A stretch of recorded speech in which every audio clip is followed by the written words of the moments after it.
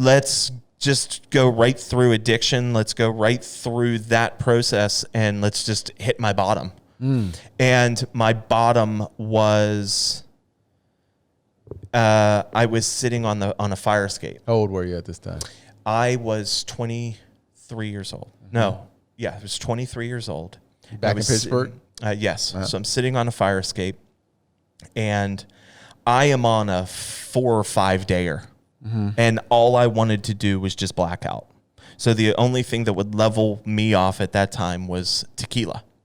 So I was rocketed out of my mind, and I knew I just needed to come down. So I was just taking tequila and then taking a bump, taking tequila and taking a bump. Well, that just completely told my heart to just turn off. So I passed out. And I woke up, and it was at that point where I realized I don't want to live anymore. Oh. Yeah. I'm not ready. I don't want to go on anymore. I'm done. And I don't know if I was doing that with the speedballs, or if I was doing that with the I just wanted to turn the lights out for good. Like, enough is enough. Just you're a piece of shit. Just die. So I walked into my place, and I grabbed a sheet, and I tied it on the banister, Right. and tied the other part around my neck.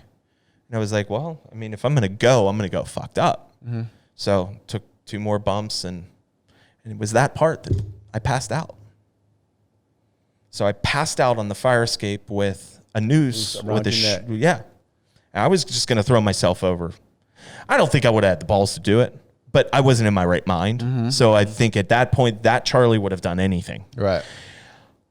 But my close friend came into the house, and my dog, and he heard my dog barking, and my dog was sitting there barking at me, and I just passed out. And when I woke up from that, that's when I knew you got to get clean. Right. Because if you can fuck it up killing yourself, then you're really a fuck up. Right. If God doesn't even want you, Man. then it's probably time you get clean. Yeah. So he took the noose off my neck and took me to I spent like 3 or 4 days in a mental facility, making sure I wasn't a harm to myself. And then I started the program of Alcoholics Anonymous and started getting sober. Can I ask you a question about that moment, if you don't mind? Was the driver of that, I'm just gonna end it.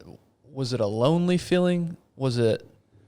Did you feel lonely in that moment that you just thought? If you can have every single negative feeling and emotion set down on you, it was that. It was the weight of everything below. How are you doing? I'm okay. Whatever's below okay, it was all of that just sitting on you.